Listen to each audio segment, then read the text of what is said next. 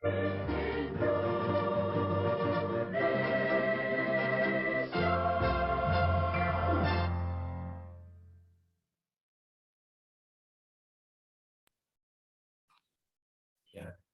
terima kasih. Untuk acara berikutnya kita dengarkan sambutan dari Ketua Panitia Reform Road to Export Forum kerjasama PDG Denpasar dengan Balidentika, yaitu dengan Dr. Gigi Dewi Farida SP-Pros. Silakan dokter, waktu dan tempat dipersilahkan. Selamat pagi, Assalamualaikum warahmatullahi wabarakatuh. Salam sejahtera untuk kita semua dan salam sehat untuk sejawat sekalian. Terima kasih atas keikutsertaannya pada webinar series dari PDGI Denpasar ini. Kami sangat berbangga hati ya, sambutan dari rekan-rekan sejawat sekalian ini sangat besar dalam menimba ilmu dan mengupdate ya. Ini merupakan program kedua dari reform PDGI Denpasar tahun ini. Kalau yang sebelumnya itu Endo Series, nah yang sekarang ini akan dilakukan Prostodontic Series ya. Dan kami sangat berterima kasih juga kepada para pembicara yang sudah terkenal ya, Dr. Leo, Dr. Triardi Mahendra, Dr. Alvin, yang akan membagikan ilmunya kepada kita semua. Dari laporan panitia sih kita sudah 260-an peserta ya, ini sangat membanggakan dan membahagiakan tentunya. Kemudian dalam sesi ini kita dibagi dalam 2 minggu ya. Jadi Sabtu minggu ini Dr. Leo dan Dr. Dimas, minggu depan itu Dr. Alvin dan saya sendiri. Terima kasih juga kepada Balidentika yang sudah sangat membantu PDGI Denpasar sehingga terlaksananya acara webinar kali ini, juga support dari FKG Unmas Denpasar dan RSGM Saraswati, serta dari Cipta Lab dan Doremi, sehingga memperlancar pelaksanaan webinar kali ini. Demikian mungkin sedikit sambutan dari saya selaku Ketua Panitia. Mudah-mudahan ilmu yang kita dapatkan, sharing dari para pakar, dapat menambah wawasan dari teman-teman sejawat sekalian dalam melakukan pekerjaan sehari-harinya sebagai praktisi dokter gigi. Terima kasih juga kepada Dr. Stefano, Dr. Dewa Gede Budi Jenana, Dr. Leonard Lerawan yang sudah hadir pada acara webinar kali ini. Baiklah, kita tutup. Saya ucapkan salam ya kepada sejawat sekalian. Selamat menikmati webinar ini. Assalamualaikum warahmatullahi wabarakatuh. Selamat pagi semuanya. Terima kasih. Terima kasih atas kata sambutannya, Dr. Gigi Dewi Farida SP-Pros. Kemudian acara berikutnya adalah kata sambutan dari Ketua PDGI Denpasar, Dr. Gigi Dewa Gede Budi Jendana, SP Orto. Dipersilakan waktu dan tempatnya, dokter. Terima kasih, Dr. Rano.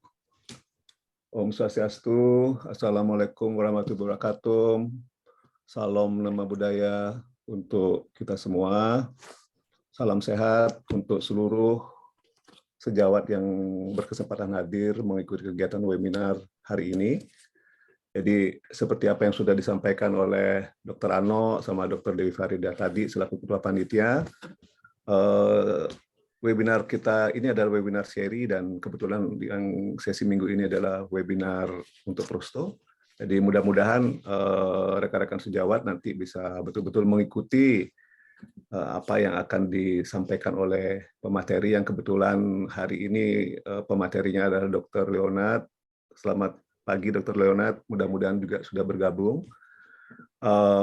Besok itu ada Dr. Dimas, dan berikutnya seperti sudah disampaikan ada Dr. Alvin, dan terakhir nanti ada Dr. Dewi Farida. Besar harapan kami dengan adanya webinar series ini tentunya akan dapat meningkatkan skill dari sejawat sekalian sesuai dengan harapan kita, ya, sehingga kita bisa memberikan pelayanan yang lebih maksimal di dalam kegiatan-kegiatan praktis kita di dalam melayani masyarakat. Ya. Jadi kebetulan topik-topik yang kita tampilkan pada sesi ini adalah topik-topik yang memang sangat kita hadapi dalam keseharian kita di praktek.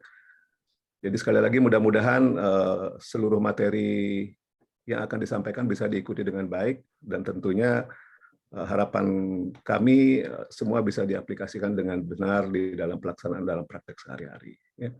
Pada kesempatan ini, izinkan saya mengucapkan terima kasih pada seluruh panelis yang bersedia ikut aktif di dalam kegiatan kita, seluruh supporting, terutama partner nih Dr. Arno selaku owner dari Bali Identika yang memang untuk webinar series ini akan kita support dan melaksanakan kegiatan-kegiatan ilmiah. Demikian juga teman-teman panitia yang sudah menyiapkan segala sesuatu yang berhubungan dengan kegiatan webinar ini, rekan-rekan pengurus, dan seluruh anggota PDGI Cabang Denpasar maupun seluruh sejawat di luar anggota PDGI Denpasar yang sudah terlibat aktif di dalam kegiatan webinar ini. Sekali lagi, mudah-mudahan kegiatan webinar hari ini dan selanjutnya betul-betul bisa memberikan manfaat untuk kita di dalam pengembangan kompetensi kita. Sehingga harapan kita menjadi dokter gigi yang full skill itu bisa betul-betul kita capai.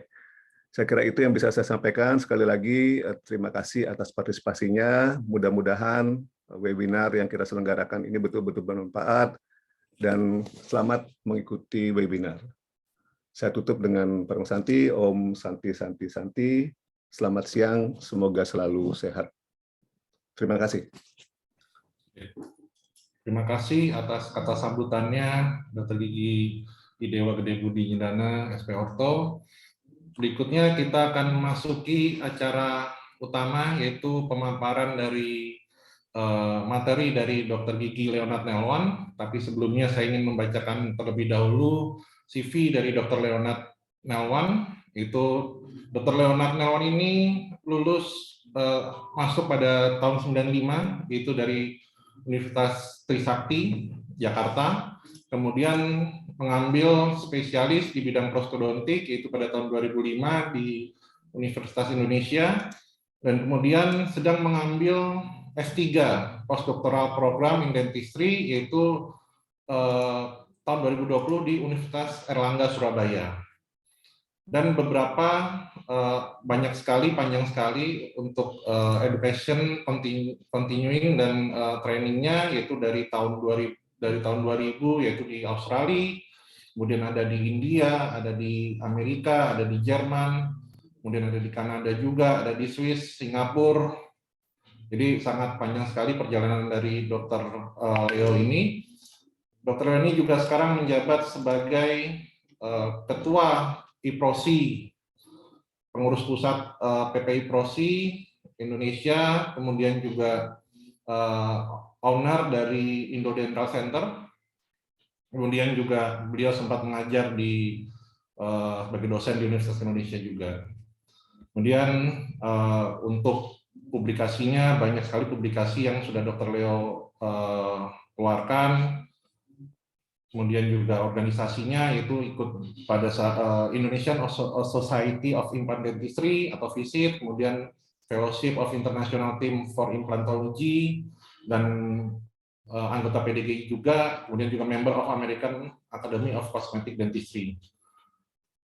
Oke, mungkin itu CV dari Dr. Leo. Mungkin Dr. Leo sudah siap, Dok?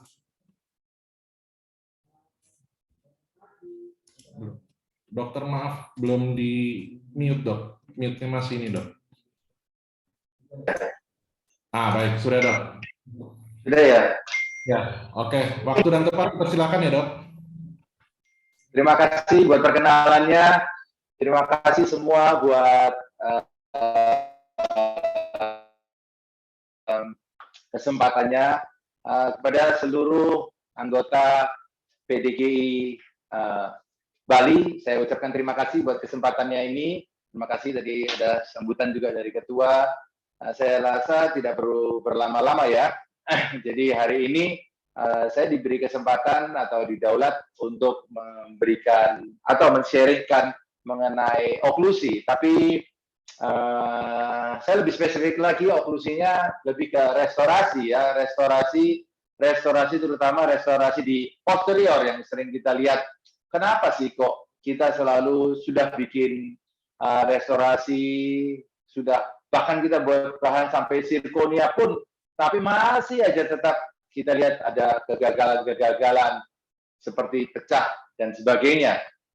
Ya, kalau kita bicara soal oklusi ya, kita bicara soal oklusi, lalu kita lihat kerusakan-kerusakan gigi ya, oklusal, kita selalu tahu ya, ada attrition, ya, ada erosion atau abrasion. Jadi ya, jadi oh ini salah ketik ya, sorry.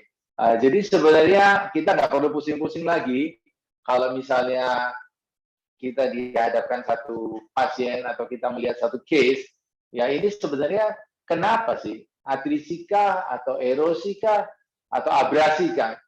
Ya, ini sekedar mengingatkan saja bahwa kalau kita pernah tahu bahwa sebenarnya atrisi itu adalah wear atau keausan yang disebabkan oleh gigi dan gigi ya, attrition ya, TT ya, tooth, attrition, ingat ya. Erosion itu kita sudah tahu karena disebabkan oleh bahan-bahan kimia, lalu abrasion atau karena benda asing ya. Ya biasanya sikat gigi jadi brush ya, ingat aja kalau berarti karena brush ya, benda asing, erosion karena kalau erosion ini khas sekali biasanya berbentuk cekung ya, karena dia biasanya karena chemical.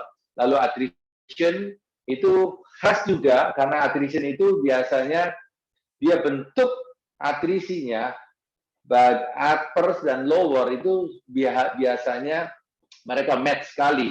Jadi itu untuk membedakan attrition, erosion sama abrasion. Nah, itu yang sering sekali kita lihat di klinik ya. Kita sering kali bingung kalau kita dihadapkan satu kasus yang abrasi, lalu kita lihat, wah kita mesti ngapain ini ya. Nah kita harus tahu dulu ini abrasi, atrisi, atau erosi ya. Karena penyebabnya sangat banyak, jadi penyebabnya multifaktorial. Jadi bisa juga ada kombinasi antara atrisi dan abrasi, dan juga erosi. Ya, jadi banyak stadinya semua sudah juga menjelaskan bagaimana kita harus merestore case-case itu. Bahkan sudah dibuatkan juga klasifikasinya. Saya akan sedikit cepat mengenai teorinya, nanti dapat dibaca, karena kita akan, saya lebih jelaskan mengenai oklusinya. Ya. Jadi mulai intake makanannya, habitnya, terus lifestyle-nya, bagaimana saliva, liur, dan asam di dalam rongga mulut ini mempengaruhi abrasi, erosi, dan atrisi. Oke, kalau kita lihat case seperti ini, terutama di usia-usia lanjut, sering sekali kita temui pasien dengan keadaan yang seperti ini. Jadi, sudah kombinasi antara abrasi, erosi, atrisi, ini agak susah ya, karena kita memulainya. Kadang-kadang kita akhirnya give up. Atau kita bilang, kita nggak bisa lakukan apa-apa. Ataupun kalaupun kita diminta pasien ini untuk merestore keadaan seperti gini, kita sebenarnya takut. Ya, maaf koneksinya berembag. Oke, saya terus. Kita takut karena apa? Tadi dokter bilang ini sebenarnya atrisi, abrasi, atau erosi. Ya, tapi di balik itu semua ada satu yang lebih lagi yang harusnya kita tahu, yaitu oklusi atau parafunction.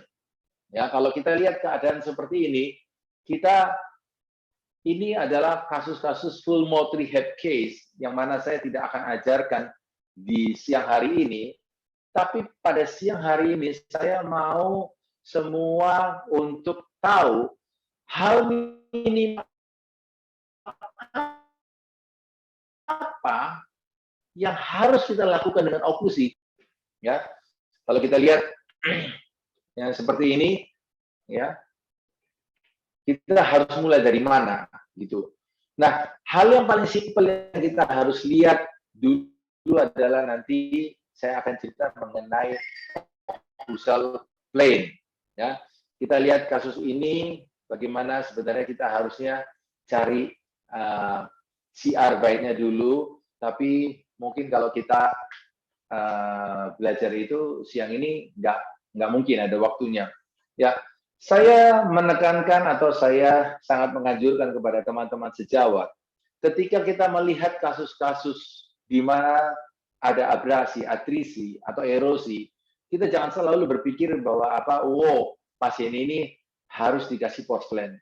Jadi akhirnya kita selalu mendiagnosa pasien ini, ini adalah porselen defisiensi. Ya, akhirnya kita semua kita porselen semua. Bahkan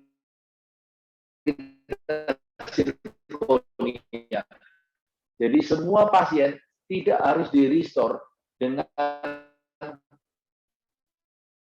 porselen.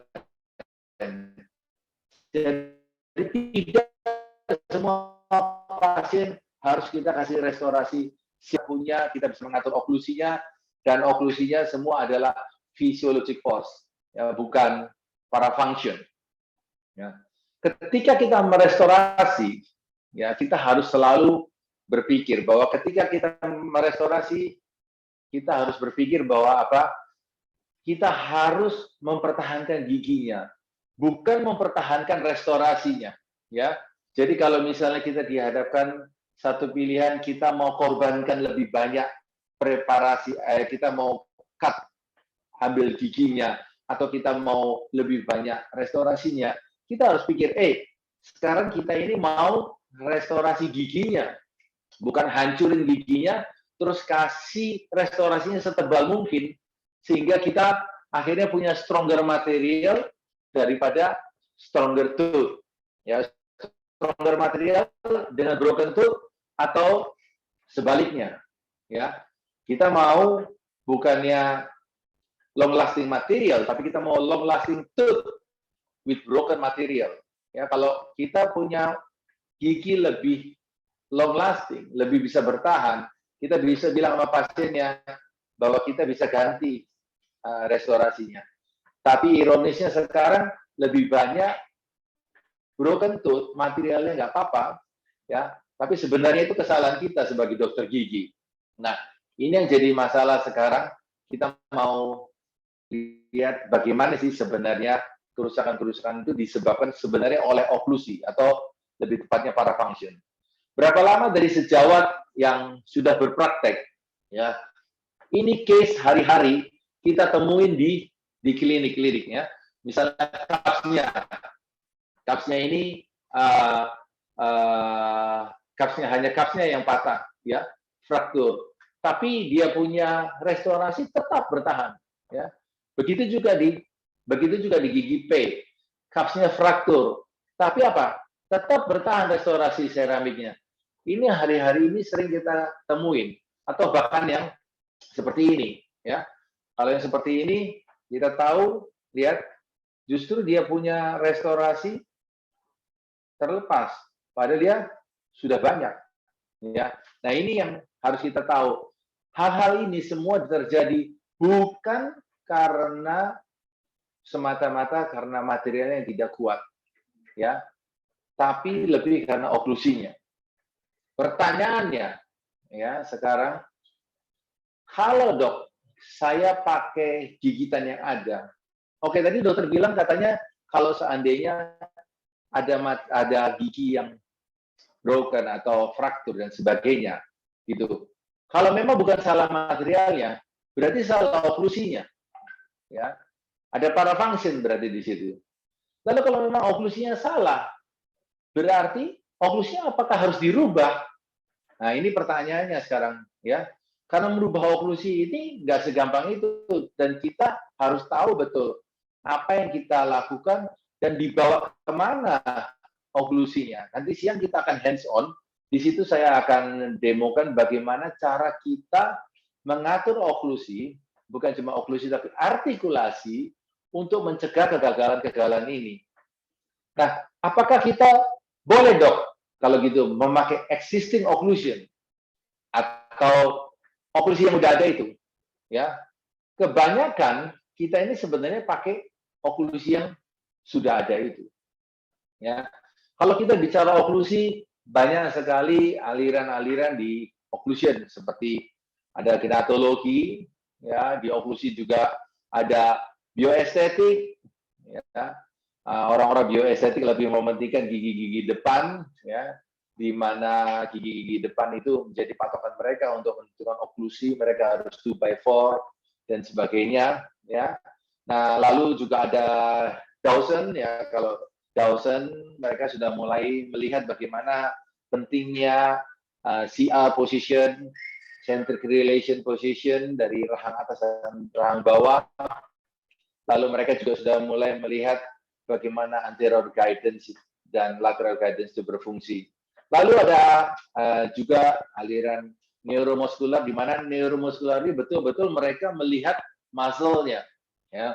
Muscle-nya semua harus dalam keadaan rest position. Ini menurut mereka ada oklusi yang ideal, oklusi yang diinginkan.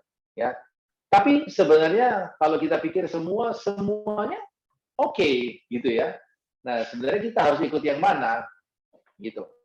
Apakah kita ini sekarang sudah mengikuti genetologi atau bioestetik atau Dawson? Tapi enggak. Sebenarnya kita ini kebanyakan dari sejawat mereka cuma pakai existing occlusion atau mereka melakukan confirmative dentistry.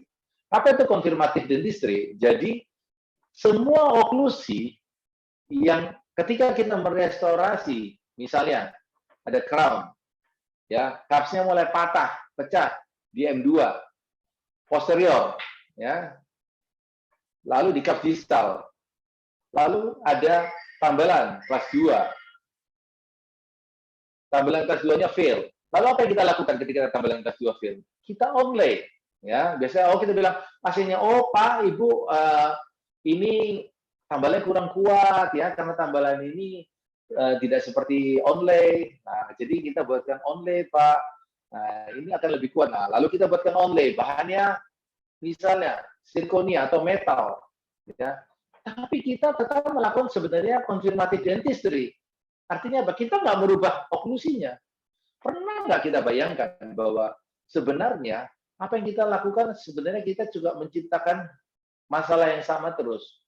Ya, ketika kita punya onlay pecah atau lepas atau dibond, ya, apa yang kita lakukan? Kita kembali lagi, kita bilang, Pak, Ibu, ini kurang kuat, harusnya sekarang kita crown. Akhirnya kita crown, ya, dengan oklusi yang sama, ya, kita pakai existing occlusion, ya. Setelah kita crown, berapa bulan, berapa tahun kemudian dia kembali lagi, dia bilang, Dok, saya sakit kalau gigit, Dok. Akhirnya kita temukan apa? Fraktur di akar, ya. Akhirnya apa? Kita ekstraksi, kita implan. Ketika kita implan, kita tetap pakai oklusi yang sama, ya, existing occlusion. Pernah nggak? Ayo, kita sekarang mulai hari ini kita coba, kita mundur sedikit, kita melihat ketika kita melihat satu occlusal disease seperti fraktur, ada facet, ada sensitif, ada rasa sakit, ada pain dan sebagainya. Kita harusnya sudah mulai lihat bahwa ini sebenarnya sudah masalah dengan oklusi. Bukan kita cuma ganti restorasinya yang lebih kuat lagi. Bukan begitu. Karena apa? Semua restorasi yang dibuat untuk dokter dunia kedokteran gigi itu sudah cukup kuat untuk menanggung beban oklusi fisiologis, ya. Makanya kita nggak mau ada parafunction. konsep oklusi yang paling sederhana yang kita harus tahu, saya ini cuma mau mengulang apa yang kita sudah pernah dapat mungkin dulu atau dulu sekali buat yang sudah senior di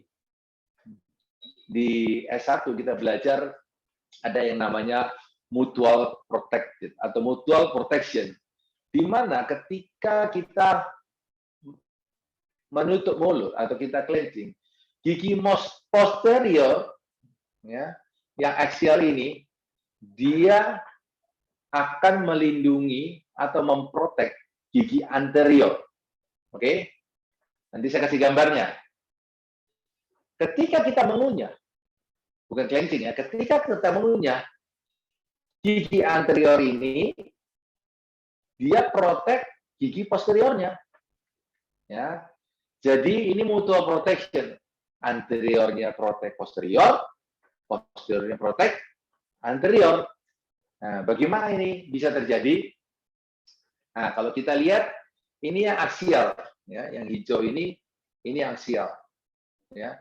Gigi posteriornya mempertahankan dimensi vertikalnya untuk memprotek apa?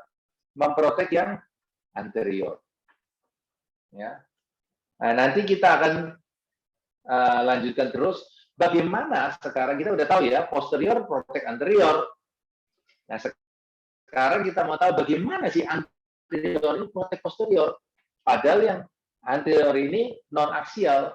Ya, bagaimana anterior protek? Kalau kita kembali lagi, ternyata anterior ini protek anterior, protek posterior ketika apa? Ketika dia chewing. Ya. Kalau tadi posteriornya protek anterior ketika clenching. Oke, yang posterior protek anterior kita sudah tahu ya. Bagaimana nanti kita lihat bagaimana anterior protek posterior. Ya, jangan ada yang bingung. Oke, kalau misalnya bingung, siapkan pertanyaan dari sekarang supaya nanti sesi tanya jawab kita sudah langsung sudah tahu apa yang ditanyakan. Ya. Nah, jadi ketika kita clenching atau MIP, posisinya di IP, yang kontak itu sebenarnya cuma posterior harusnya. Anterior juga kontak, tapi light kontak di anterior. Ya, jadi sebenarnya waktu kita gunakan articulating paper kita, itu yang di anterior harusnya lebih light daripada yang posterior. Jadi posterior lebih berat, anteriornya lebih ringan. Ya. Nah, force yang jatuh ke gigi sama seperti di implan juga. Sebisa mungkin kita maunya force itu jatuhnya long axis dari gigi. Gitu. Tapi nggak semua ternyata force itu bisa jatuh di long axisnya dari gigi. Karena apa? Bidang oklusi itu bukan seperti yang kita bayangkan itu aja. Ya, bidang oklusi itu bukan cuma plane yang seperti ini, bukan single plane, ya. Tapi bidang oklusi, saya akan ulangi ini mungkin sejawat sudah pernah dapat di S1, tapi bidang oklusi itu kita harus tahu ada curve of Spee, ada curve of Wilson, ada Monson curve, ya ada 3. Tapi jangan bingung, nanti saya jelaskan, ya. Ingat, occlusal plane bukan single plane seperti yang ada di gambar ini, ya. Ini gampang ya, tapi sebenarnya occlusal plane ini cukup kompleks, ya. Nah, kita harus tahu bahwa curve of Spee, ya, curve of Spee ini adalah apa? Kurva yang berjalan, bentuknya seperti ini kalau dari pandangan sagital, tapi sebenarnya dia dimulai dari titik kanin. Ya. Lalu dia berjalan terus curve ini ke ramus. Ya. Ke ramus yang anterior. Ya, ini curve of Spee. Nah, kita harus sadar benar bahwa occlusal plane kita ada satu bidang yang kalau kita lihat dari sagital namanya curve of Spee. Ya, ini semua sudah tahu. Lalu sekarang kita mulai bayangkan ketika mandibula ini bergerak ke depan. Ya. Apa yang terjadi dengan gigi posterior ini? kalau seandainya bidang oklusi kita ini betul-betul plain, ya, atau bahkan curve OSP-nya terlalu steep, ya, begini. Kita sudah dapat bayangkan bahwa kita punya restorasi di posterior bakal hancur semua, ya, karena condylar pad itu tidak selalu sama dengan curve OSP, ya, jadi ini nggak bisa jadi patokan. Nah, bagaimana kita menghilangkan interference di posterior ketika mandibula kita maju ke depan, itu kita perlu namanya anterior guidance. Ya. Kalau tidak ada anterior guidance, ini kita mesti awas. Nah, nanti saya akan cerita lagi mengenai anterior guidance. Ya, yang penting kita tahu dari arah sagittal ada curve OSP. Ya, ini semua sudah tahu. Ini sekedar mengingatkan lagi. Lalu curve yang kedua di occlusal plane ini, bidang oklusi ini, ada curve of Wilson. Ya, curve of Wilson ini jalannya gimana sih? Curve of Wilson ini jalannya dari titik dari arah frontal. Kalau kita lihat dari titik caps bukal dan caps lingual, gigi kiri dan gigi kanan posterior, caps bukal dan caps lingual dari gigi yang sama, misalnya M1, M1, ini ditarik garis. Ini curve of Wilson. Ya, jadi ada dua tadi kita tahu, curve of OSP dan curve of Wilson. Ya, ini kita harus tahu benar. Ya, karena nanti di sini ini sangat bahaya sekali kalau kita tidak membebaskan ketika mandibula bergerak ke kiri dan ke kanan, terus curve of Wilson-nya dia blocking, nah ini yang bahaya. Bagaimana kita membebaskan atau kita menghilangkan posterior interference atau blocking di belakang waktu mandibula ini bergerak ke kiri dan ke kanan. Lalu yang ketiga adalah Monson curve. Ya, ini Monson curve ini adalah kombinasi dari curve of OSP dan curve of Wilson. Ya, jadi tapi yang penting kita tahu tadi curve of OSP dan Wilson curve. Ya, jadi kita tahu ini Monson curve ada kombinasinya ya, kombinasi curve of OSP dan kombinasi curve of Wilson. Oke, kalau ada pertanyaan langsung dicatat supaya tadi sudah bisa ditanyakan langsung. Nah, makanya ketika kita pasang implan restorasi, ya, atau kita membuat satu restorasi, kita harus ingat occlusal plane tadi. Occlusal plane tadi bukan cuma sekedar bidang plane yang kita bayangkan, tapi saya mau ingatkan lagi, kita boleh belajar lagi, refreshing lagi, bahwa ada curve of OSP dan curve of Wilson. Ya, makanya ketika kita pasang implan di posterior, itu bukan tegak seperti ini, tapi di gigi M2 kita punya angulasi itu adalah 15 derajat, lalu yang bawah ya 15 derajat, lalu M1 10 derajat, ya, supaya apa? Tidak blocking di pergerakan mandibula ke kiri atau ke lateral, ke kiri dan ke kanan. Ya, jadi bisa dibuat full anatomi. Kalau akhirnya tetap kita juga bikin anatomis demi tidak ada posterior interference atau posterior blocking ketika mandibula bergerak ke kiri dan ke kanan atau ke lateral. Ya, bukan cuma itu aja. Ya, sedikit saya mau singgung mengenai centric relation.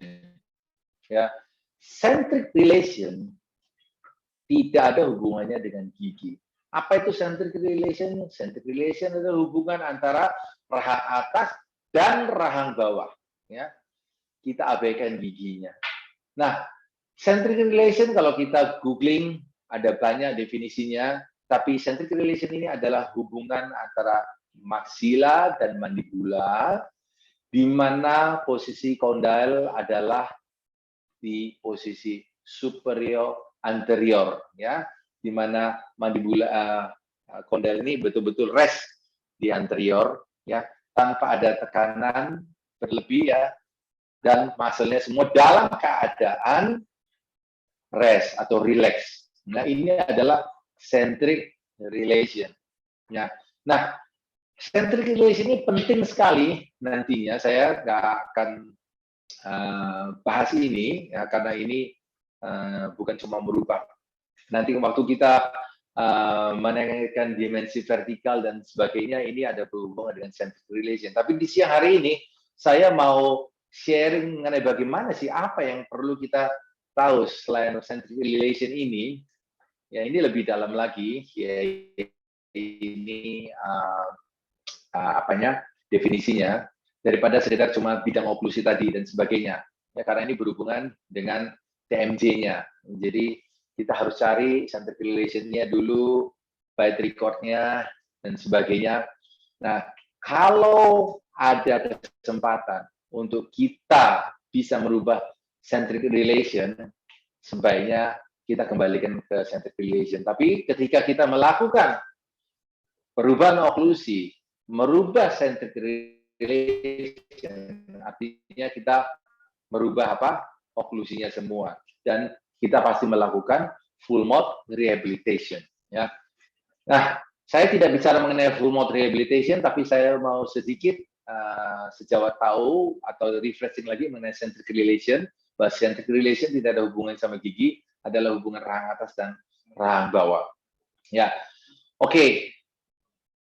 Yang seperti saya sebutkan tadi selalu adalah bagaimana caranya kita punya oklusi yang baik ya, dengan existing occlusion, tapi tidak membahayakan restorasi-restorasi yang ada dan gigi yang ada, atau bahkan restorasi yang akan kita buat. Ya, apa syarat yang harus kita punya ketika kita melakukan restorasi supaya lebih awet? Apakah kita harus pakai yttrium zirconia 1.200 lebih megapascal? Ya, apa kita cukup pakai bahan-bahan di lithium silicate seperti IMEX, Superinity, ya, yang cuma 500-600 megapascal? Ya, apakah kita cukup pakai komposit, ya, atau feldspar yang 200 megapascal? Semuanya oke, ya, asal kita perhatikan oklusi. Minimal kita harus tahu anterior guidance atau lateral guidance juga. Ya, ini adalah salah satu kunci sukses bagaimana kita punya restorasi bisa bertahan lebih lama ketika kita punya anterior guidance dan lateral guidance. Ya, ketika kita lihat ini pergerakan dari mandibula ya, saya refreshing sedikit left and right, saya tarik. Oke. Nah, kita tahu bahwa ada yang namanya anterior guidance. Apa sih itu anterior guidance? Ya, mungkin semua yang sudah tahu boleh dengar lagi, tapi yang belum tahu bahwa anterior guidance adalah ketika mandibula kita bergerak ke depan, itu ketika kita mengunyah, itu di-guide oleh gigi anterior, terutama gigi I1. Di mana ketika kita bergerak ke depan pada saat kita mengunyah, itu harus ada guide yang namanya anterior guidance. Waktu kita bergerak ke depan, anterior guidance ini harus menseparasi atau terjadi diskusi di posterior. Jadi kita maju rahang depan, rahang bawah kita ke depan, ke anterior, harus terjadi separasi di gigi posterior. Ya, kita lihat di gigi posterior ini, ya. Kalau kita lihat di gigi posterior ini terjadi separasi semua, ya, karena di guide oleh gigi I1. Ya, ini yang kita mau, ya. Jadi kita harus lihat. Ya, ini working side dan working side juga kita boleh lihat, tapi ini susah untuk dicapai, ya. Lalu ada group function atau semacam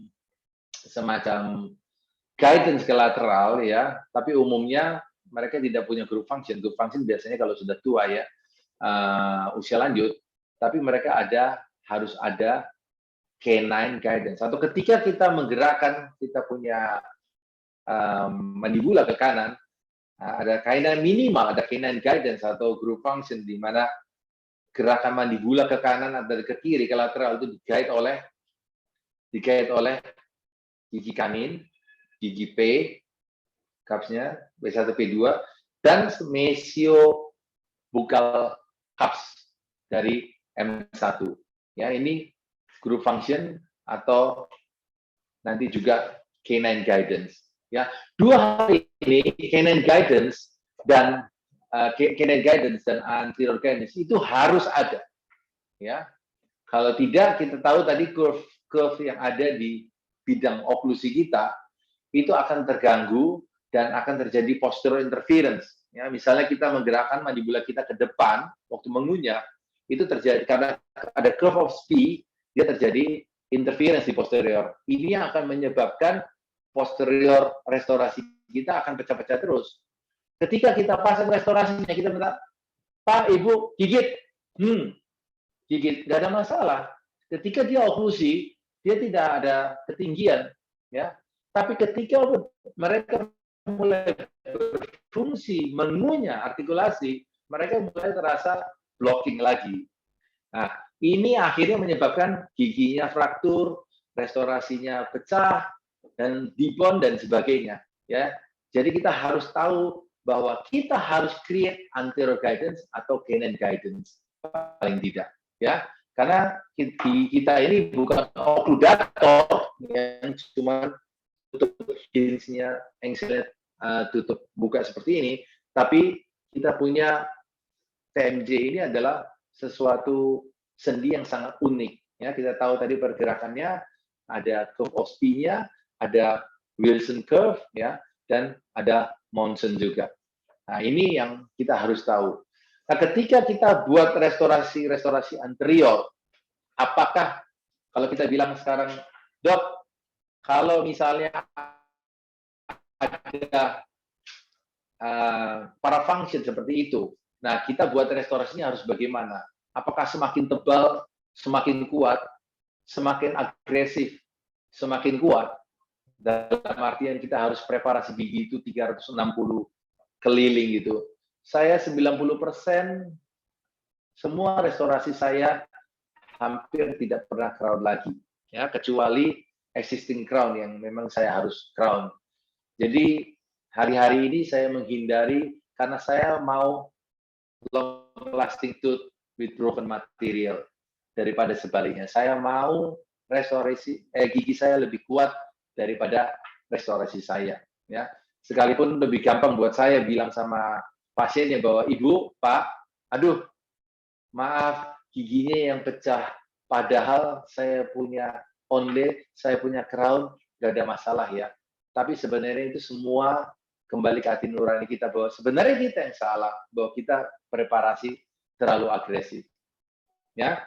Lalu prinsip-prinsip preparasi, seandainya kita preparasi, ya, tips dan trik dari saya, kalau seandainya kita preparasi, apakah kita punya cups semua harus di cover, ya?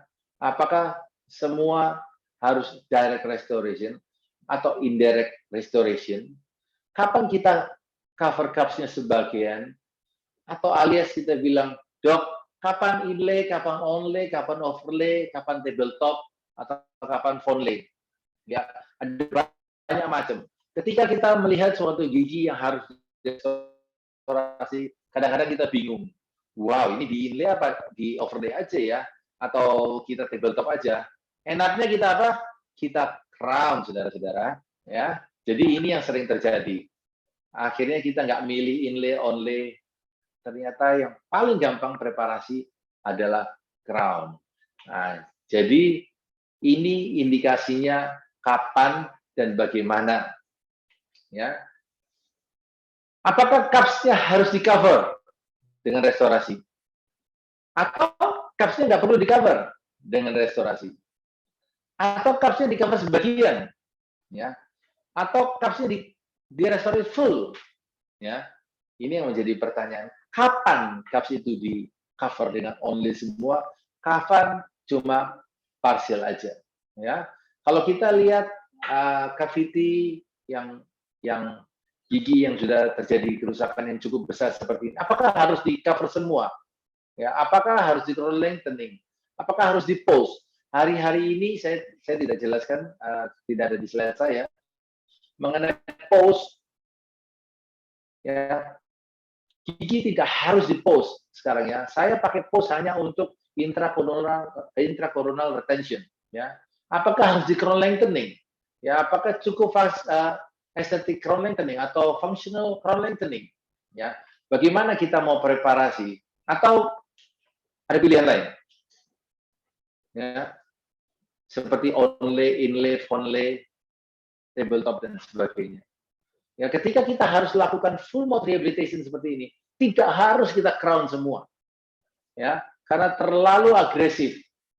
Ya, ketika kita lihat tooth crack syndrome, multiple large cavity, ya, kita harus tahu kita mau restorasi seperti apa. Yang pasti kita sekali lagi harus mempertahankan giginya supaya giginya bisa bertahan lebih lama. Yang kita mau adalah long lasting tooth with broken material. Ya, kalau bisa ya material juga jangan broken. Ya.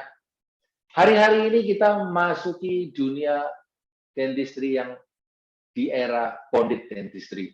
Ya, semua serba minimal. Apapun namanya, ya, bioestetik, biomimetik, atau apapun minimally invasive, tapi semuanya minimal. Dalam artian kita semua bond kita punya restoration. Kita ada di dunia bonding dentistry hari-hari ini. Ya, kita tidak lagi mengandalkan undercut ya atau retention foam, ya, bahkan resistant foam kita sudah mengurangi karena apa?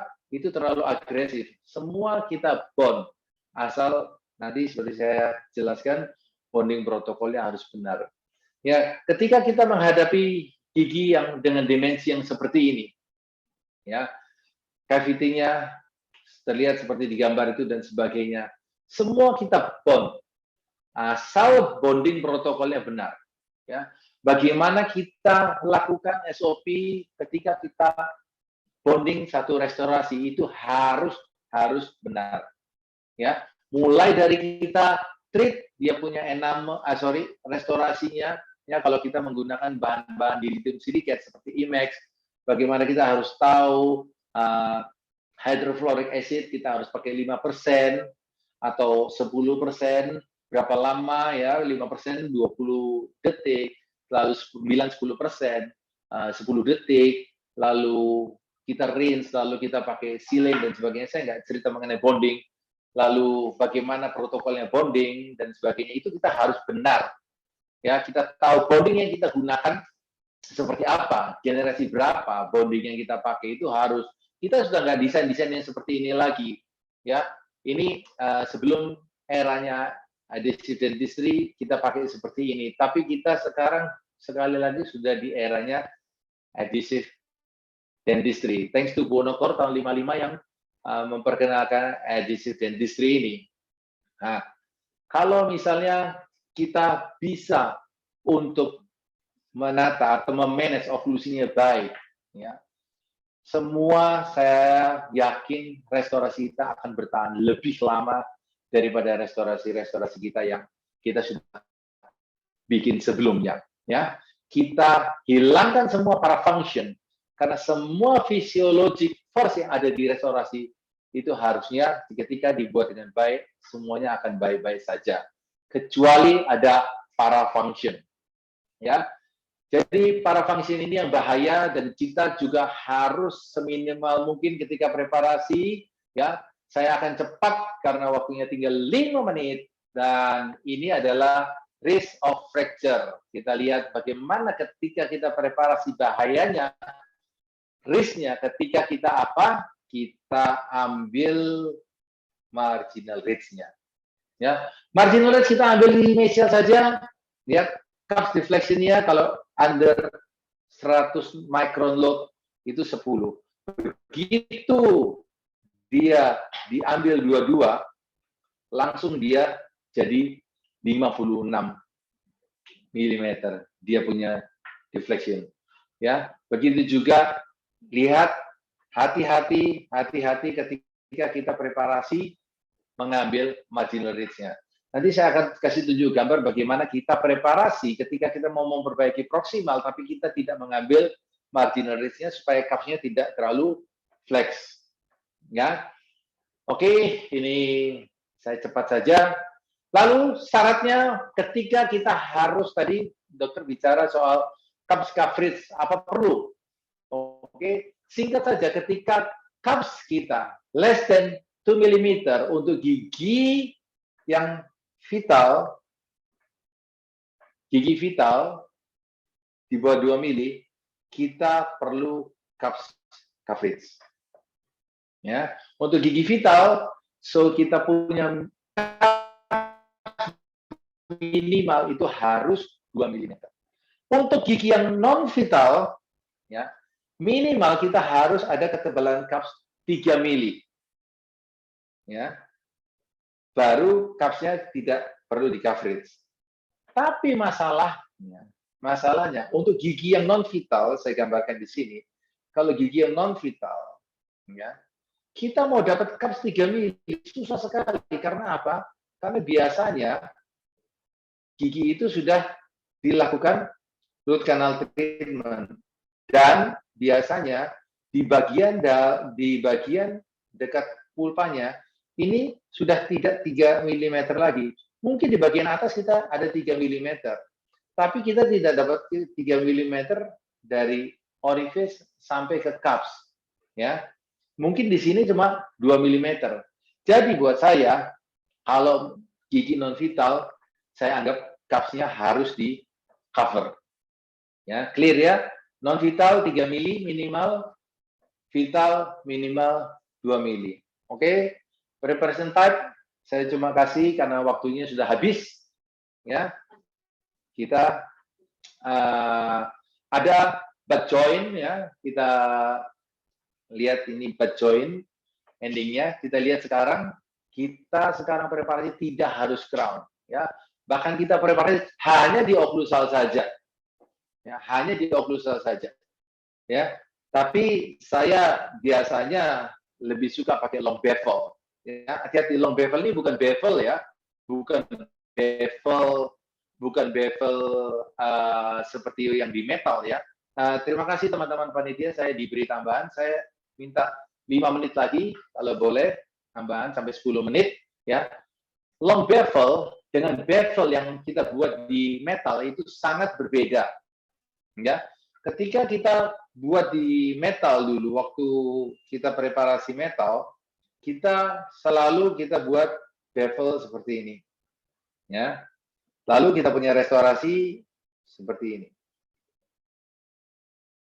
ya. Tapi ini ada long bevel, beda. Tujuannya waktu kita buat bevel, waktu kita preparasi di metal ini adalah apa? Ketika terjadi shrink, ketika metal itu terjadi shrink, ya, di sini tidak terlalu open dibanding kalau seandainya kita punya restorasi tanpa di bevel.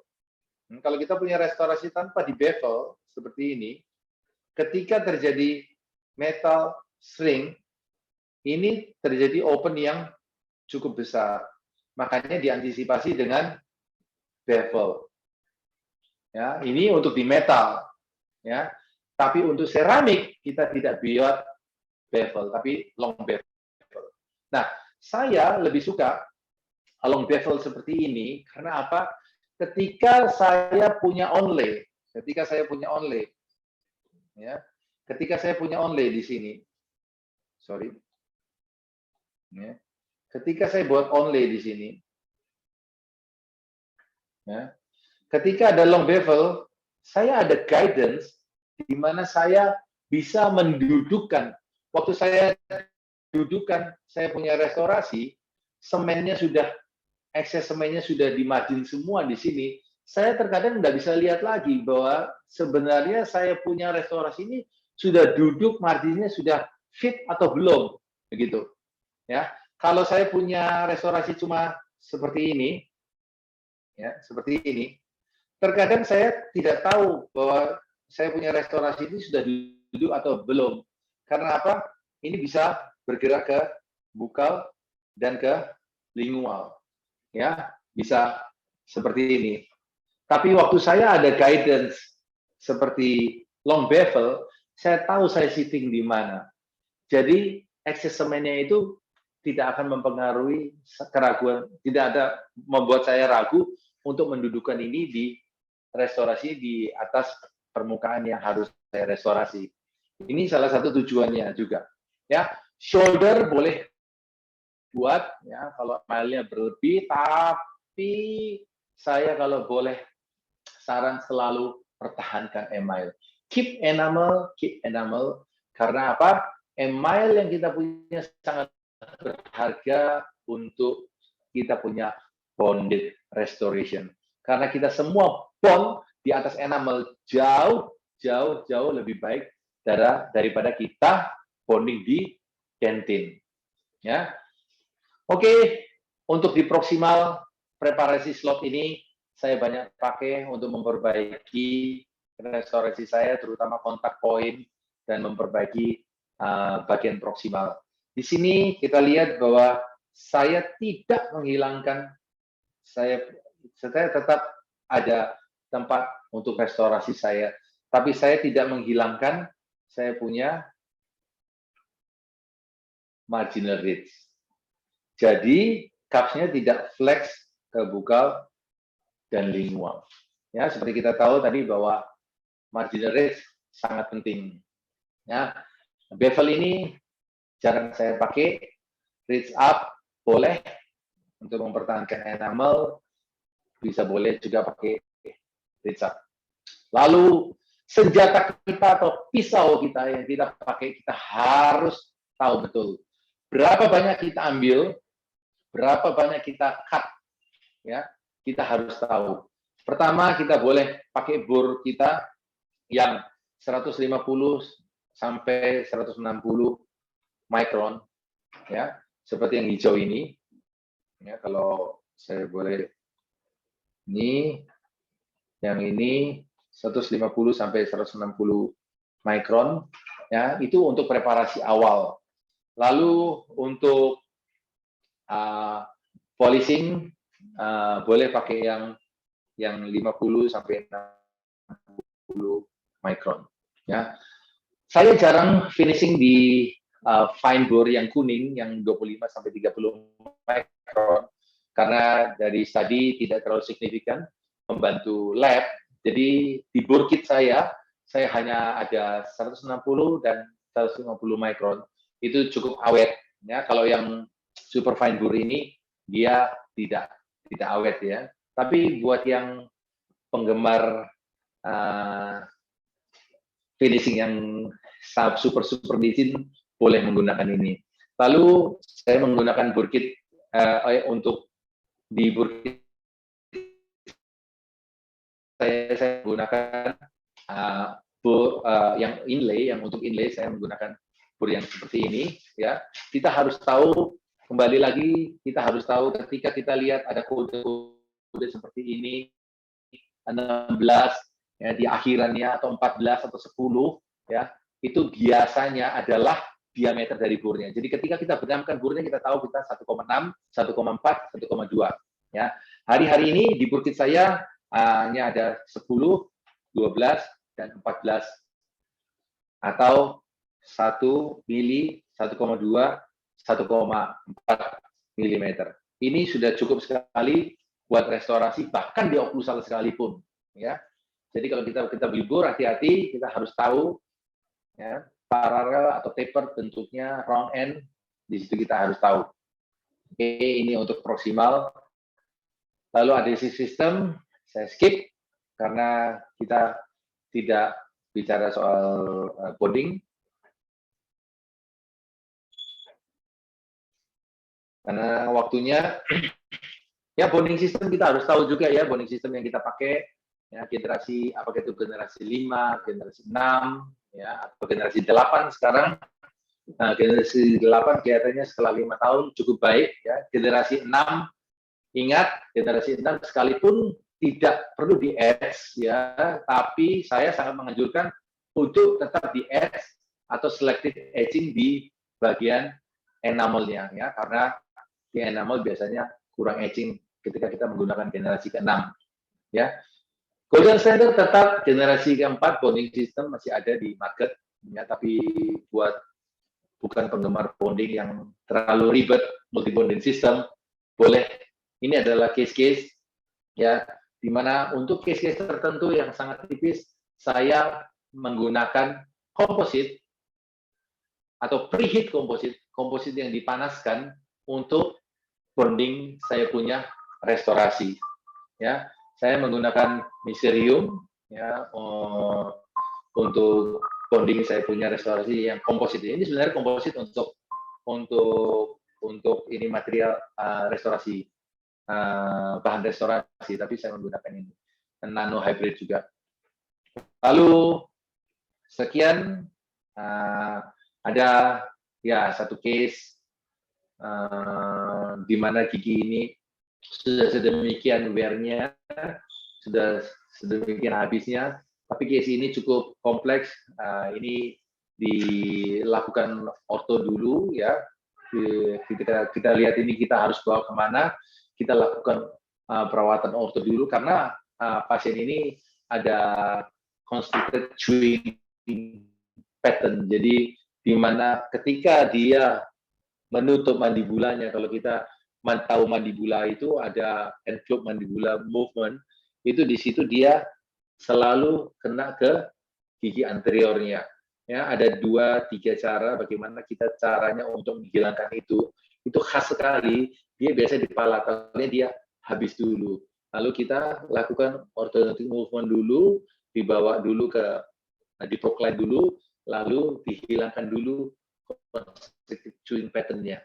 Ya, kalau kita restore tapi kita tidak hilangkan constricted-nya, itu restorasinya akan hancur terus. Ya, bisa juga kita berubah dimensi vertikalnya, itu juga bisa, tapi hati-hati.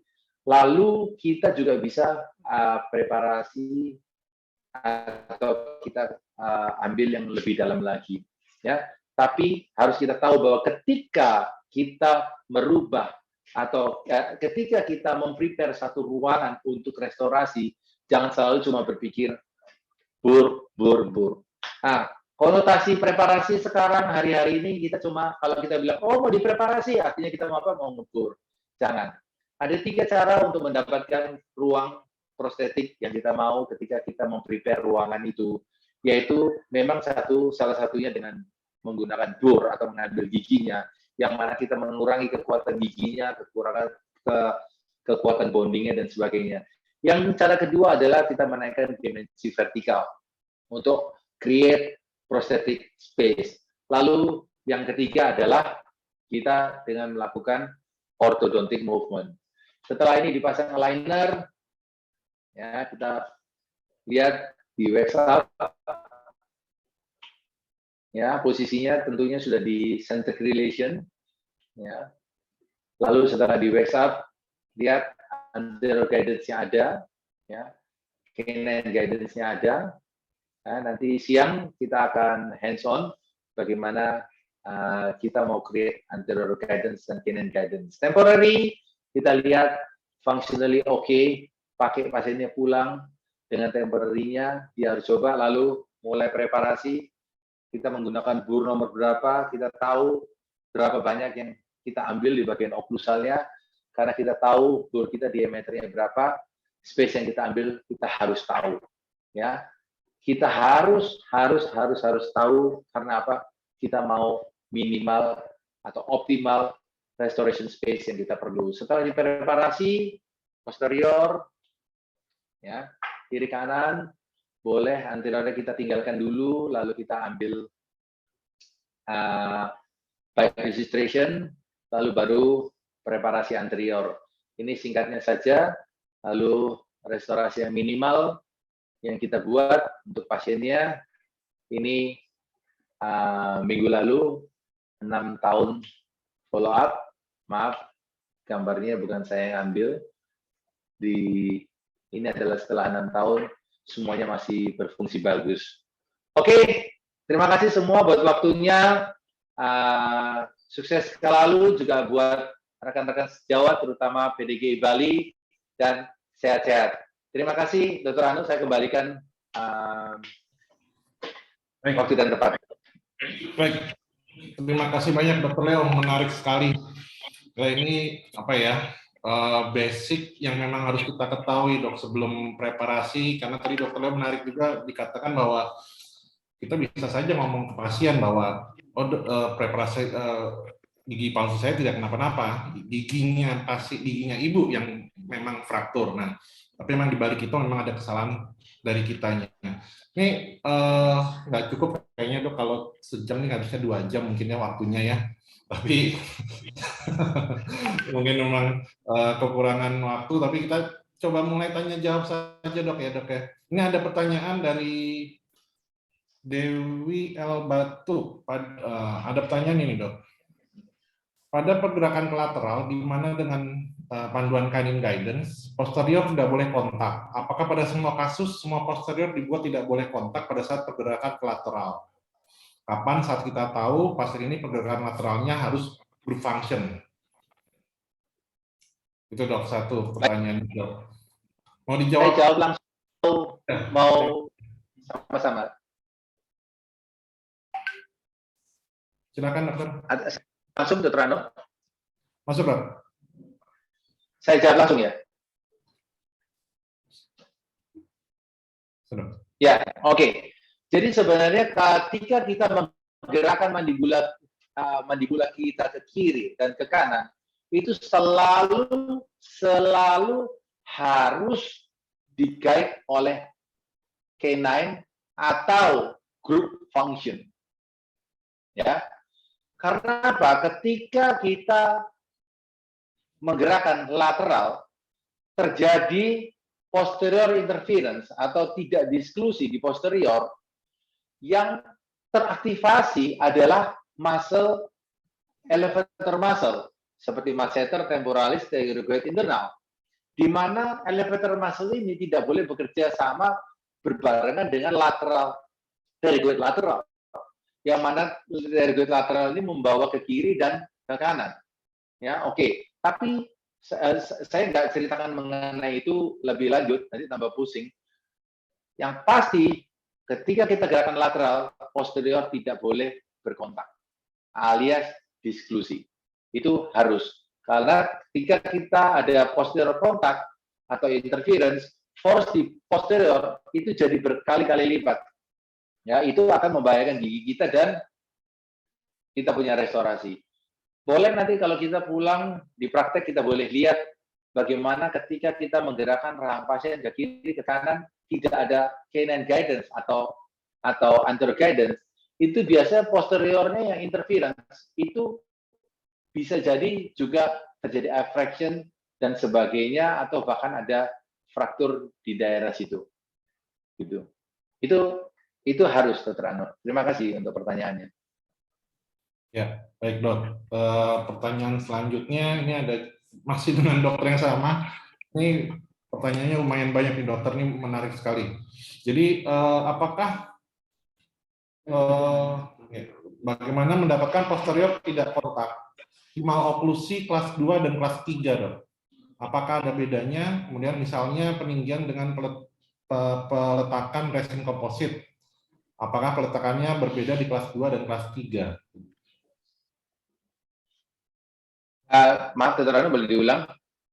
Bagaimana mendapatkan posterior yang tidak berkontak pada panduan canine guidance di maloklusi kelas 2 dan kelas 3? Apakah ada bedanya?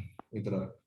Nah, di sini saya bicara untuk kelas 2. Di sini justru kelas 2 ini biasanya tidak ada anterior guidance ya. Kalau makanya di sini fungsi di sini ortodontis harus tahu bahwa ketika dia merawat orto, dia harus mengembalikan itu sebisa mungkin dia harus ada anterior guidance dan canine guidance.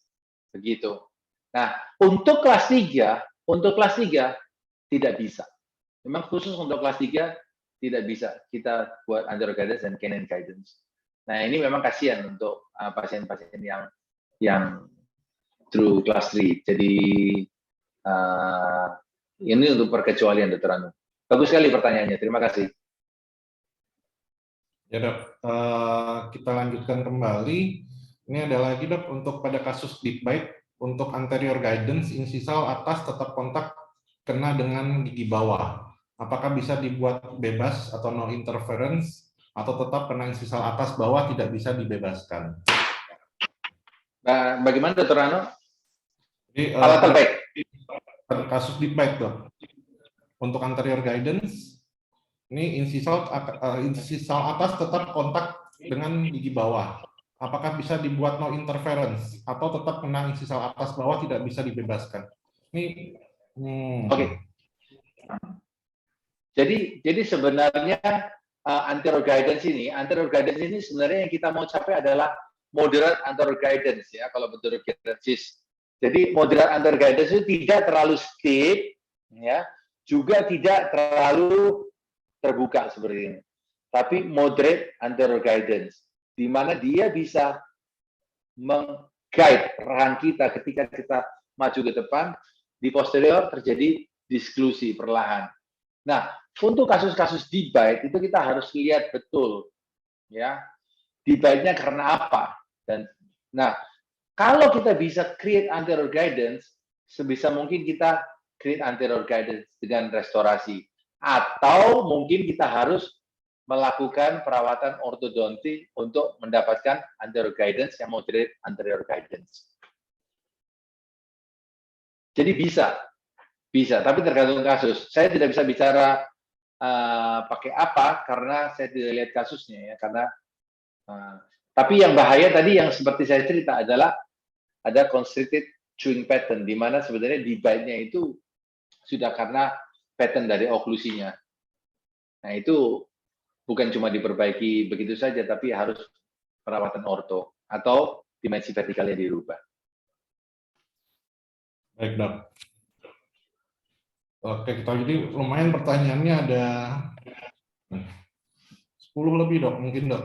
Mungkin kita nggak bakal bacakan semua ya dok ya. Mungkin ini ada ini dok. Izin bertanya, apa akibat terhadap gigi atau kualitas crown bila preparasinya hanya sampai bur 150 sampai 160 dok? Apakah ada efeknya terhadap gigi atau kualitas crown? Bagaimana? Bila preparasinya hanya sampai pada bur yang 150 sampai 160, apakah ada akibatnya terhadap gigi atau kualitas crown-nya dok? Tidak sebenarnya. Jadi sebenarnya begini, kekasaran permukaan restorasi gigi yang akan direstorasi semakin dia detail harusnya semakin baik ya gitu. Nah, tapi dari tadi sebenarnya ketika kita finishing preparasi kita sampai di 50 mikron itu sudah cukup dan tidak terlalu berbeda signifikan dengan ketika kita finishing preparasi kita dengan 25 atau 30 mikron atau yang kuning tadi. Jadi ketika kita setelah preparasi kita finishing dengan yang merah itu sudah cukup, Dr. Ano. Gitu. Baik dok. Baik. Ini izin lagi, kita mungkin masih ada waktu 10 menit mungkin ya dok ya untuk tanya jawab ini. Dari Triani Pangkal Pinang. Pertanyaan pertama, kenapa group function biasa terjadi pada lansia? Kemudian yang kedua, apakah pada centric relasi menghasilkan vertical dimension rest? Dok? Vertical dimension. Ya dok, maaf dok. Apakah pada centric relasi sentris menghasilkan DV istirahat, DVI? Ini dari Triani. Oke. Pertanyaan kedua saya tidak kurang paham, tapi nanti saya jelaskan mengenai centric relasi. Yang pertama tadi apa, Dr. Ano? Kenapa group function biasa terjadi pada lansia? Biasanya karena ketika dia sudah aus ya giginya, lalu dia akhirnya mulai even atau merata. Jadi dia biasanya terjadi pada usia lanjut group function itu. Tapi kalau dia masih muda, biasanya dia canine guidance. Nah, biasanya itu justru group function juga karena ada beban atau force yang berlebih. sehingga akhirnya terjadi keausan di situ, terus akhirnya tercipta groove function, begitu.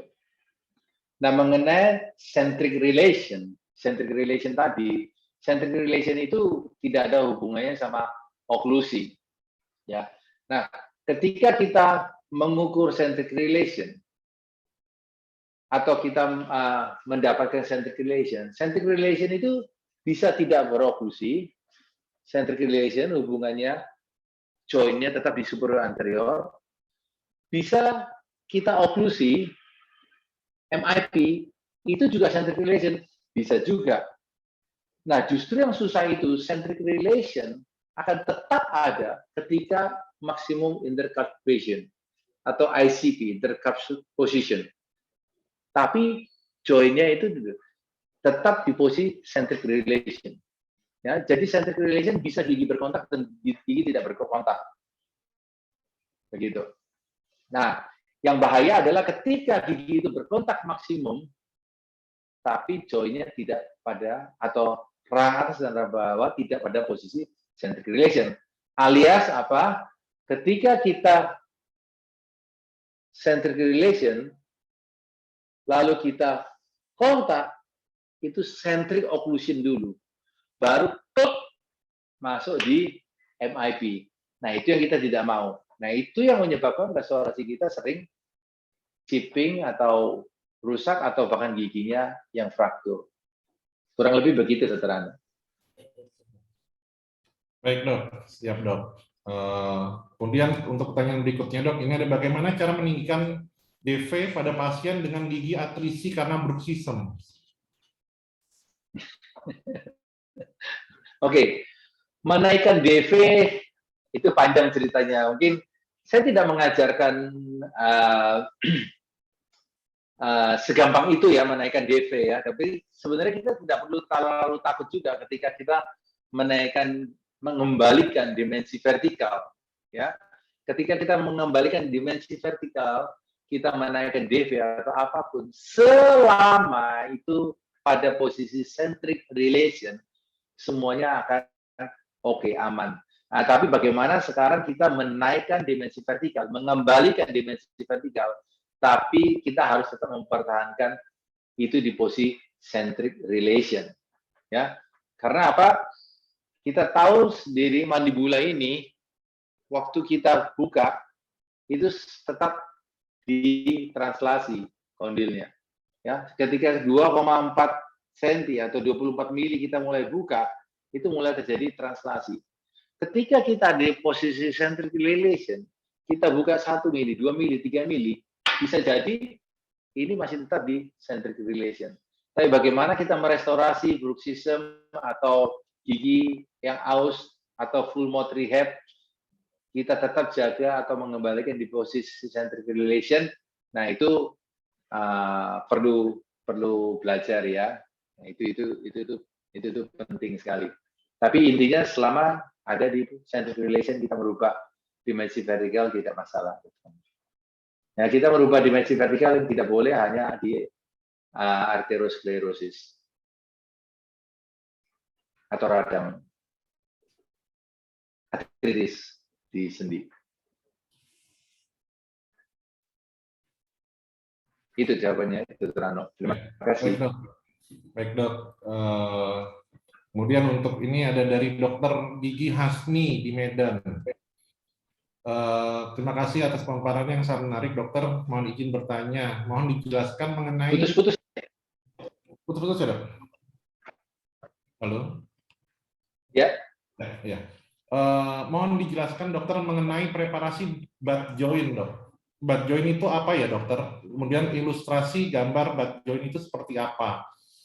Kemudian indikasinya menggunakan butt joint.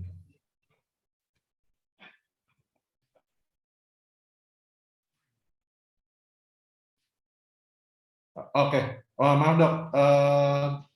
Saya ulang kembali ya dok. Mohon dijelaskan mengenai preparasi butt joint.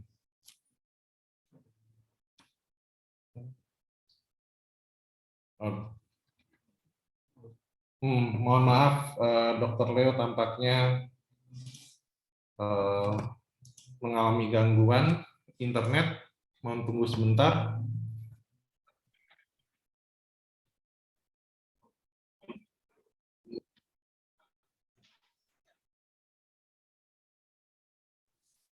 Oke, sudah bergabung kembali ya, Dok?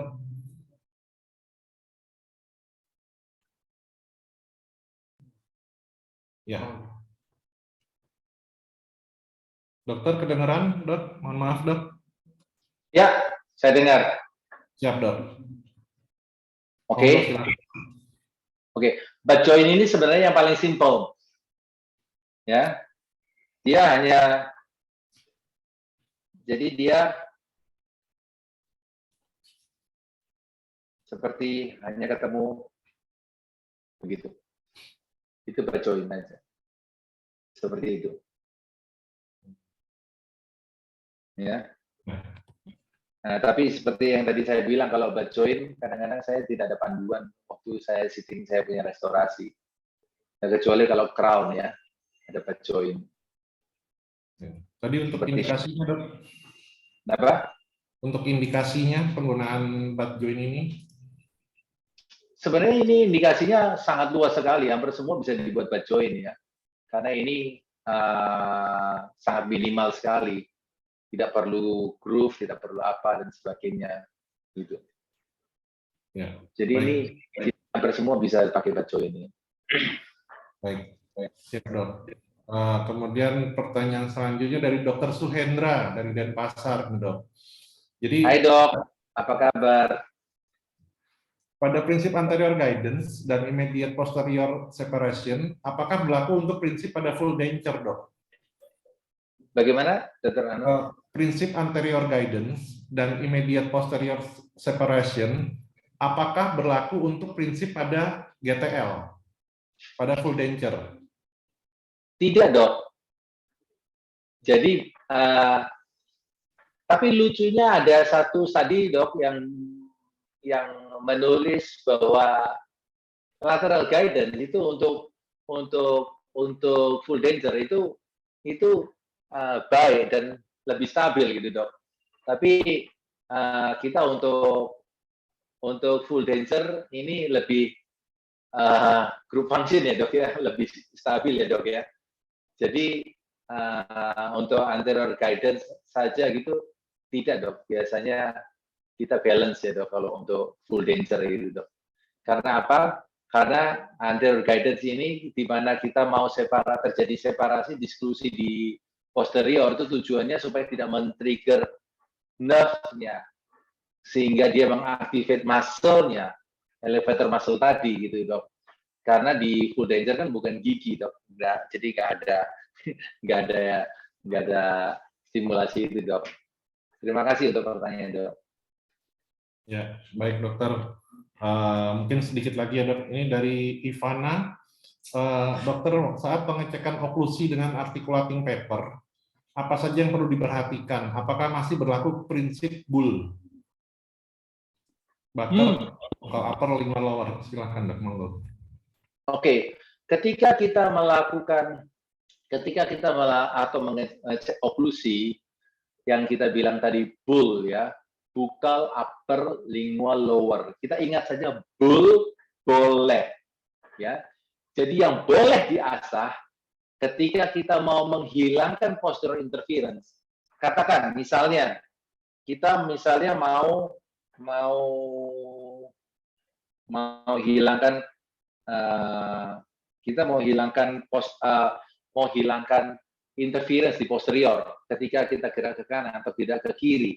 Yang boleh kita asah itu, sorry saya nggak ada contoh videonya gambar di sini. Yang kita boleh asah itu justru buccal upper, lingual lower.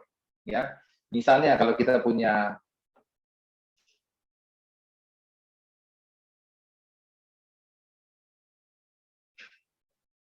ya, yang kita tidak boleh asah adalah cups yang adalah functional cups. Functional cups kita nggak boleh asah, karena functional cups ini mempertahankan kita punya dimensi vertikal. Ya, ketika ini bergerak ke kanan, ya, ini buccal, sorry. kita bergerak ke bukal, lalu terjadi postural interference atau blocking, yang boleh kita ambil itu bukal upper, ya. Kita tetap pertahankan dimensi vertikalnya. Lalu untuk lower lingual. Nah, jadi waktu kita gerakan ini ke kanan, ke bukal, kita menghilangkan interference-nya. Tapi dimensi vertikalnya kita tidak boleh hilangkan. Jadi yang boleh kita asal boleh bukal upper, ya, lingual lower. Semua sudah tahu singkatannya. Tapi aplikasinya bingung. Jadi waktu kita adjust oklusi untuk hilangkan postural interference, tetap bull menjadi prinsip kita untuk panduan itu. Makasih Dr. Ano. Makasih Dr. Ivana. Ya, baik dokter, terima kasih. Kemudian ada dari Dr. Dani Ayu Cahyawati.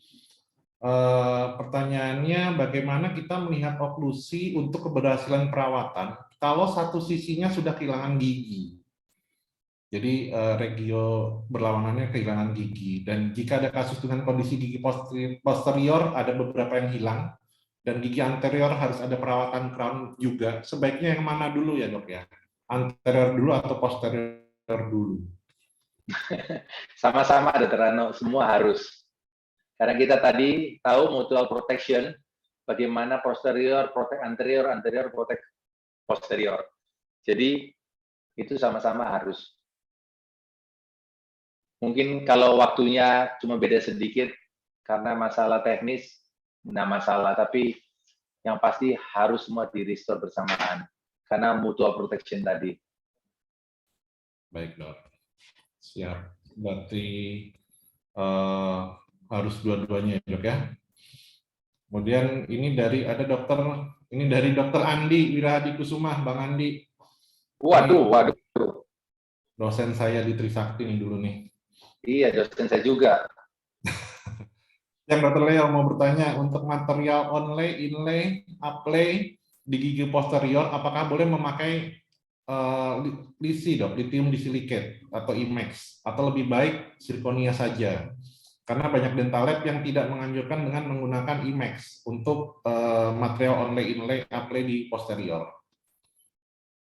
Oke, seperti yang saya katakan tadi, semua dental material yang dibuat di muka bumi ini untuk dunia kedokteran gigi atau dentistry itu sebenarnya cukup kuat untuk menanggung physiologic force, bukan parafunction. Ya, jadi kita harus meng-create oklusinya sedemikian rupa supaya force yang jatuh di restorasi itu atau di gigi itu yang pasti bukan parafunction tapi physiologic force.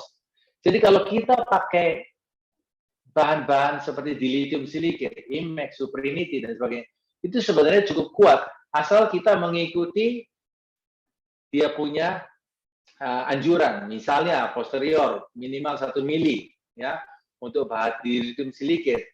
Itu akan cukup sekali untuk menanggung. Saya banyak sekali restorasi Dr. Ano di posterior menggunakan dilithium silicate di posterior hanya 1 mili. Terus saya semen juga menggunakan komposit. Itu sampai hari ini 5 tahun lebih tidak ada masalah gitu. Bahkan kalau kita lihat kasus MIPP-nya Mauro Fredeni, dia hanya menggunakan feldspar di posterior, tapi semuanya 10 tahun lebih semuanya tetap oke. Karena bagaimana dia mengembalikan oklusinya seperti saya tadi bilang di posisi centric relation, ada guidance anterior, lateral guidance ada semua dan sebagainya, sehingga masalah aktivitinya tidak berlebih, sehingga force yang jatuh itu semua physiologic force, Dr. Andi. Jadi kalau lab bilang udah suruh pakai zirconia aja, ya lebih alasannya karena supaya nggak rindu-rindu lagi ya mungkin ya. Ya, tapi sebenarnya dilithium silicate cukup kuat. Itu jawaban saya. Terima kasih. Baik, terima kasih Dr. Leo. Karena mungkin keterbatasan waktu, pertanyaan dari Dr. Andi kita jadikan yang terakhir ya dok ya. Jadi selesai sudah untuk Q&A pertanyaan untuk materi Dr. Leo hari ini. Terima kasih Dr. Leo untuk kesempatannya belajar dari dokter. Terima kasih juga untuk waktu dan tempatnya. Mungkin nanti kita bisa belajar lain kali dengan Dr. Leo lebih dalam lagi dok. Kemudian juga untuk jangan lupa untuk peserta hands-on nanti setengah jam lagi, sekitar jam 11 waktu Indonesia Barat atau 12 waktu Indonesia Tengah, kita ada hands-on. Kemudian juga jangan lewatkan untuk materi-materi selanjutnya. Ini Dr. Leo materi pertama yang sangat menarik.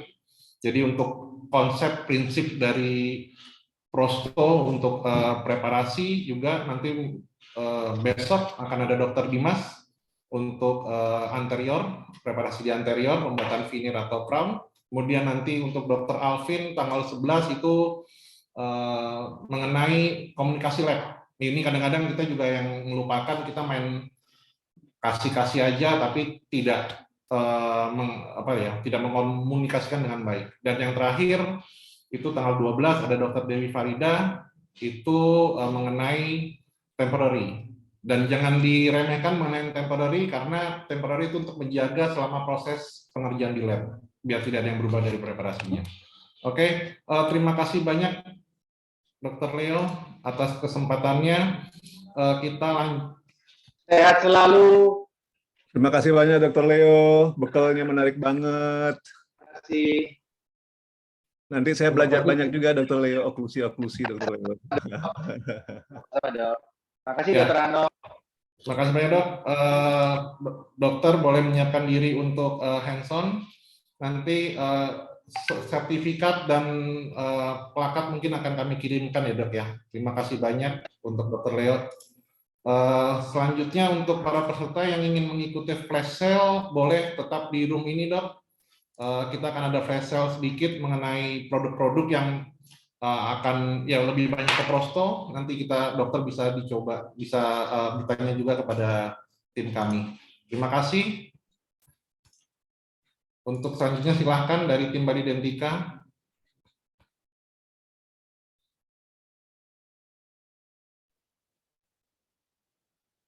Halo dok, selamat siang semuanya. Terima kasih buat Dr. Leo sekali lagi udah meluangkan waktu untuk kerjasama dengan kami untuk dari tim Bali Dentika untuk melakukan seminar ya dok ya.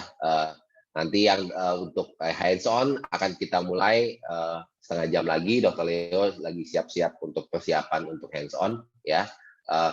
Oke, langsung saya sambil mengisi waktu para dokter-dokter sekalian, seperti yang tadi saya sudah janjikan di awal, kita akan mulai flash sale ya dok ya, kita akan mulai flash sale. Oke, saya